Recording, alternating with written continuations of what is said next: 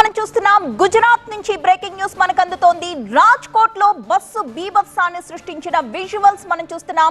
Traffic signals దగ్గర ఆగకుండా bus వెళ్లిపోయింది. అక్కడే నిలబడి ఉన్న నలుగురు వాహనదారుల్ని ఢీకొట్టుకుంటూ ఆ బస్సు వెళుతున్న దృశ్యాలు మనం చూడొచ్చు. మున్సిపల్ కార్పొరేషన్ కి చెందిన బస్సుగా గుర్తించారు. ఈ ఘటనలో నలుగురు వాహనదారులు మృతి చెందారు. ఆగ్రహంతో బస్సును ధ్వంసం చేశారు స్థానికులు. మృతుల కుటుంబాలకు 15 లక్షల రూపాయల పరిహారాన్ని కూడా ప్రకటించడం జరిగింది. గుజరాత్ రాజ్కోట్ లో నెలకొంది బస్సు బీభత్సం. ట్రాఫిక్ సిగ్నల్స్ దగ్గర బస్సు ఆగకుండా వెళ్లిపోవడంతో అక్కడే నిలబడ్డ నలుగురు వాహనదారులని ఢీకొట్టుకుంటూ ఆ బస్సు వెళ్లిపోవడంతో నలుగురు కూడా అక్కడికక్కడే మృత్యువాత పడ్డారు. మున్సిపల్ కార్పొరేషన్ కి చెందిన బస్సుగా గుర్తించారు. వెంటనే ఆగ్రహంతో ఊగిపోయిన స్థానికులు ఆ బస్సుని అక్కడికక్కడే ధ్వంసం చేశారు. మృతుల కుటుంబాలకు 15 లక్షల రూపాయల పరిహారాన్ని ప్రకటించారు.